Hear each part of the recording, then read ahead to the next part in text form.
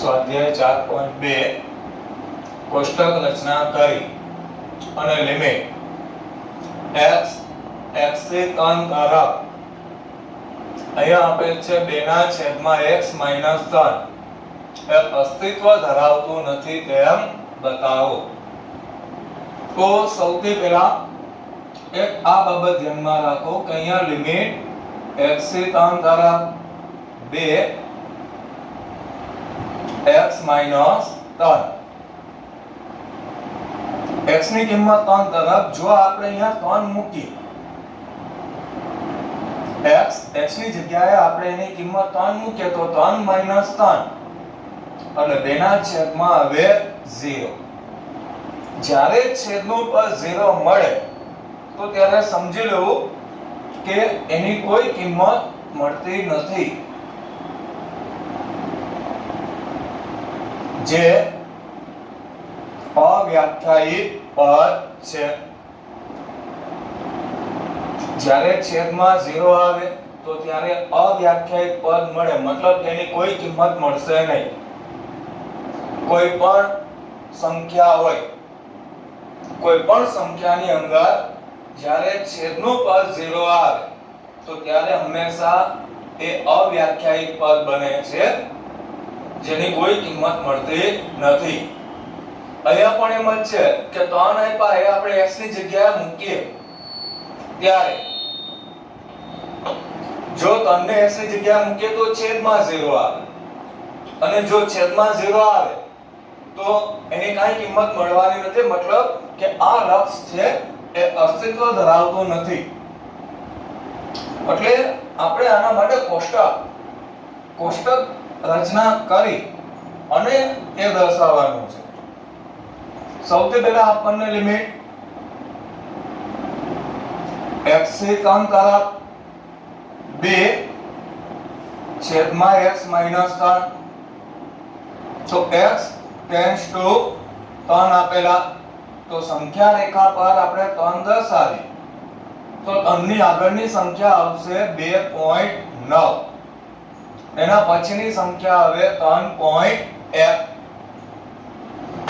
નાની સંખ્યા 2.9, મોટી સંખ્યા છે 3.1। કોષ્ટક જેની અંદર x fx ફરી પાછું x અને fx, નાની સંખ્યા અને મોટી સંખ્યાને દર્શાવીએ તો નાની સંખ્યા છે 2.9, મોટી સંખ્યા છે 3.1। હવે 2.9 એમાં આપણે વધારો કરીએ તો અહીંયા આવશે 2.99, 2.999, 2.9999। એવી રીતે આપણે આ સંખ્યામાં ઘટાડો કરીએ તો આવે 3.01, 3.001, 3.000। આ રીતે સંખ્યા આગળ વધતી જશે। હવે સૌથી પહેલી કિંમત છે 2.9, આપણે આની અંદર મૂકીએ તો 2 ના છેદમાં 2.9 minus 3 એટલે આવશે 2 ના છેદમાં minus 0.1, અને હવે આ બે પદનો ભાગાકાર કરીએ એટલે આવે minus 20। એના પછીની કિંમત 2.99 minus 3 એટલે આવે 0.01, તો 2 ભાગ્યા 0.01 કરી એટલે -200, એના પછીની કિંમત -2000, એના પછીની કિંમત -20000। એવી રીતે આપણે 3.1 મૂકીએ 2 ના છેદમાં 3.1 minus 3 તો અહીંયા આવશે 0.1, બે પદનો ભાગાકાર +20 આવે। હવે એના પછીની કિંમત 3.01 મૂકીએ તો આપણને મળશે અહીંયા 200, એના પછીની કિંમત મૂકતા 2000 અને એના પછીની કિંમત મૂકતા મળશે આપણને 20000।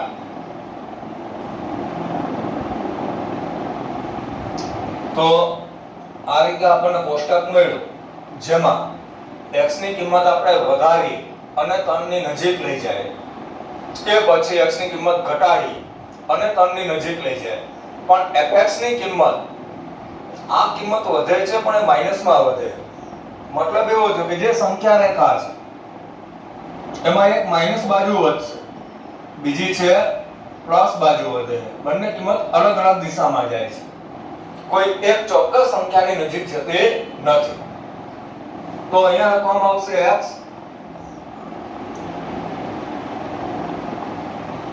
x ની કિંમત વધારતા કે ઘટાડતા x ની કિંમત આપણે વધારી કે પછી ઘટાડી એ 3 ની નજીક લાવવામાં આવે ત્યારે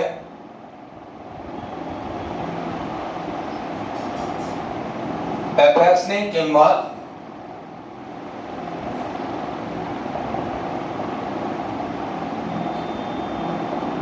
ચોક્કસ સંખ્યા તરફ જતી નથી જોઈએ અહીંયા fx ની કિંમત છે આ માઈનસ બાજુ જાય છે આ પ્લસ બાજુ જાય છે કોઈ એક એવી સંખ્યા નથી મળતી કે જે તરફ આ બંને કિંમતો જતી હોય એટલે કે x ની કિંમત 3 તરફ જાય ત્યારે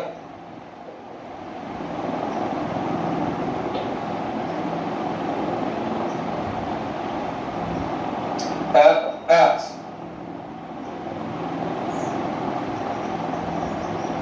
એ ચોક્કસ કિંમતને અનુલક્ષતું નથી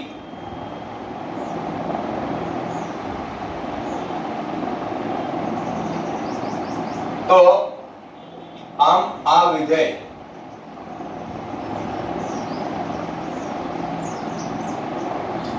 વિધેયનું લક્ષ અસ્તિત્વ ધરાવતું નથી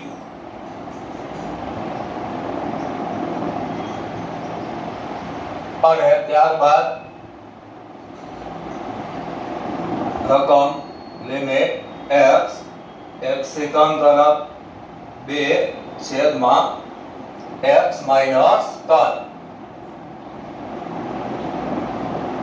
એ અસ્તિત્વ ધરાવતું નથી એમ સાબિત થાય છે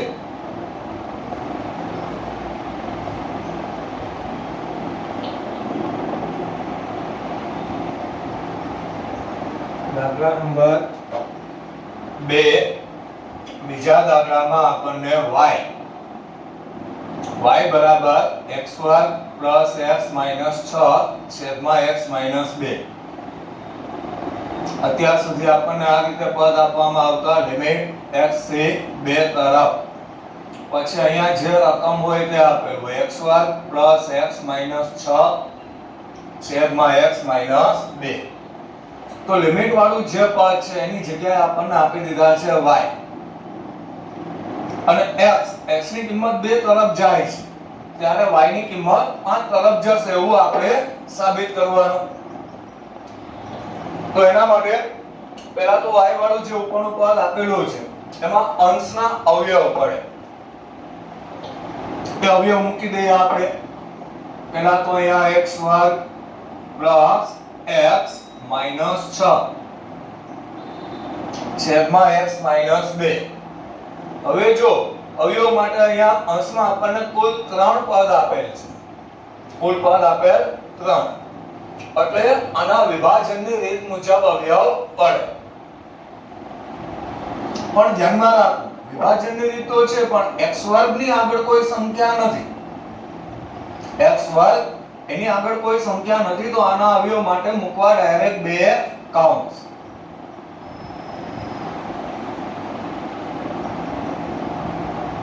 છેદનો પદ છે એમનો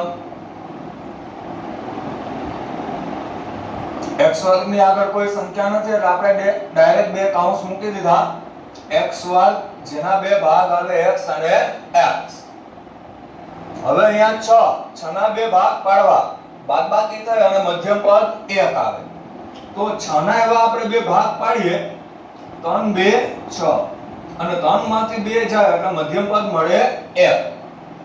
ધ્યાનમાં રાખજો અહીંયા નિશાની માઈનસ છે એટલે બાદબાકી થાય અને આપણને આપણો મધ્યમ પદ મળવું જોઈએ. એવા બે ભાગ 3 અને 2. હવે ધ્યાનમાં એ રાખવાનું કે અહીંયા છેલ્લું પદ માઈનસ માં આવે. માઈનસ હોય એટલે બે પદની નિશાની અલગ અલગ આવે. જે મોટું પદ છે એને મધ્યમ પદની નિશાની આવે, નાનાને એનાથી વિરુદ્ધ. તો આ બંને પદ છે જાય, અહીંયા વધશે x 3. હવે આપણને x ની કિંમત છે 2 તરફ આપી. તો 2 થી નાની હોય તેવી કિંમત અને 2 થી મોટી હોય એવી કિંમત કોષ્ટકમાં આપણે દર્શાવીએ. તો 2 થી નાની હોય તેવી કિંમત છે 1.9 અને 2 કરતા મોટી હોય તેવી કિંમત છે 2.1.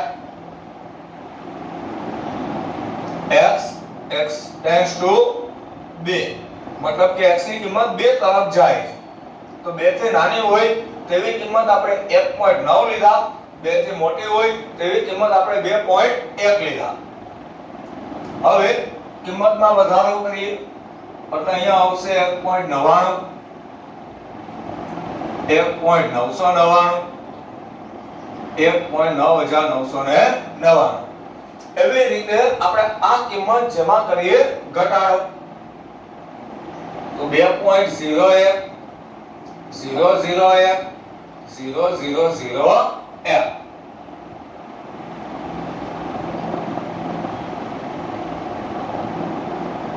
હવે fx ની કિંમત મેળવવાની મતલબ કે fx એટલે y થશે.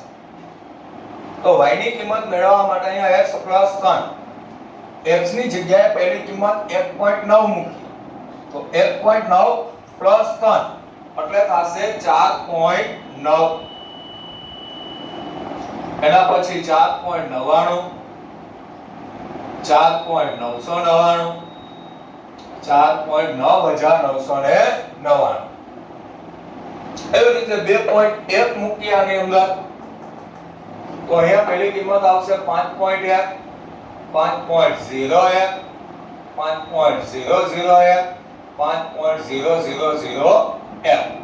તો આની અંદર આપણને સ્પષ્ટ ખ્યાલ પડે કે x ની કિંમત 2 તરફ લઈ જાય જ્યારે fx એટલે કે y ની કિંમત છે 5 તરફ જાય છે.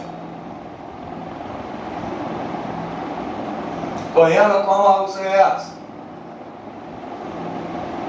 x ની કિંમત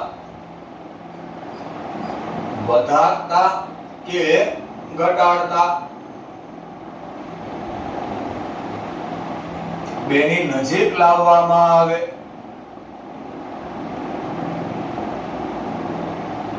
ત્યારે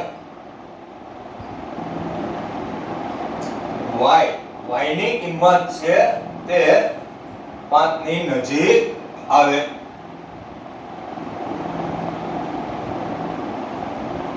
એટલે કે x ની કિંમત 2 તરફ જશે ત્યારે y ની કિંમત છે 5 મળે. અને છેલ્લે હવે આપણે આ પદની ગણતરી કરીએ. y બરાબર x 3. x ની જગ્યાએ 2 મૂકીએ તો 2 3 એટલે આપણને કિંમત મળશે 5. આ મળી ગઈ આપણને y ની કિંમત.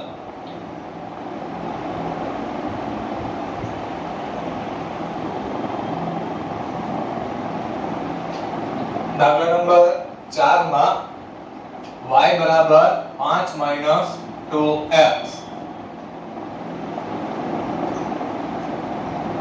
હોય તો કોષ્ટકની રીતે સાબિત કરો કે x ની કિંમત -1 તરફ હોય ત્યારે y ની કિંમત છે 7 તરફ જાય છે.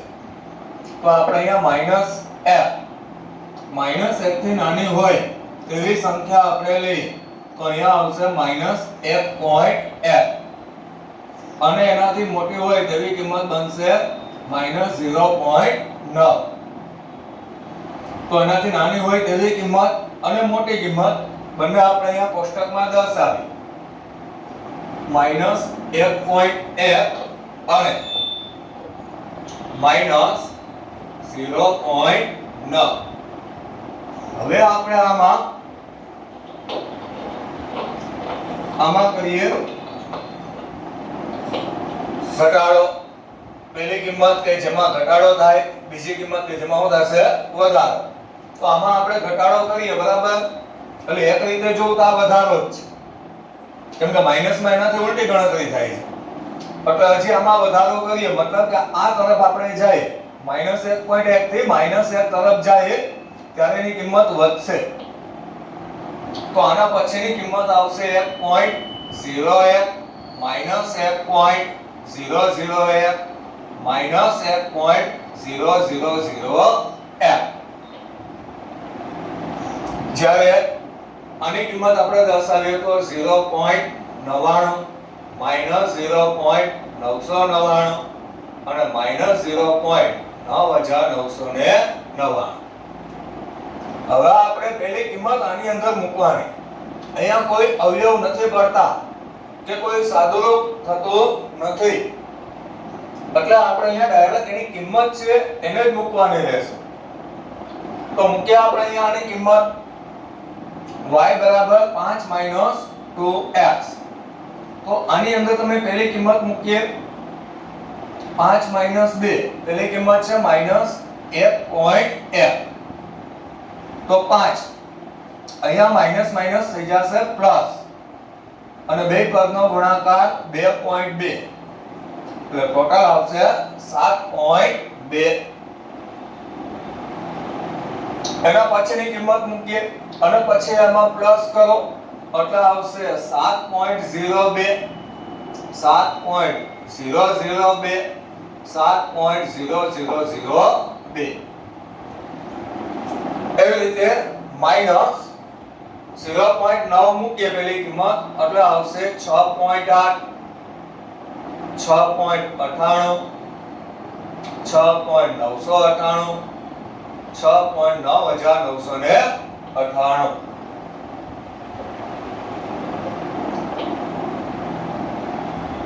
તો અહીંયા આપણે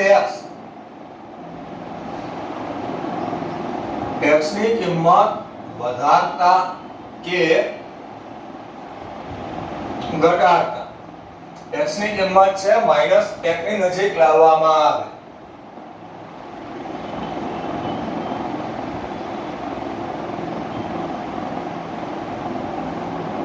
તો y ની કિંમત છે એ 7 ની નજીક જાય,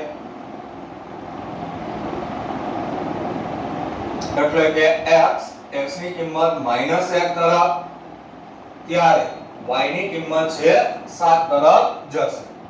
સમીકરણ હતું y બરાબર 5 2x. તો અહીંયા 5 x ની જગ્યાએ મૂકીએ આપણે -1, તો આ માઈનસ માઈનસ થઈ જાય પ્લસ, એટલે કે y ની કિંમત મળે આપણને 7.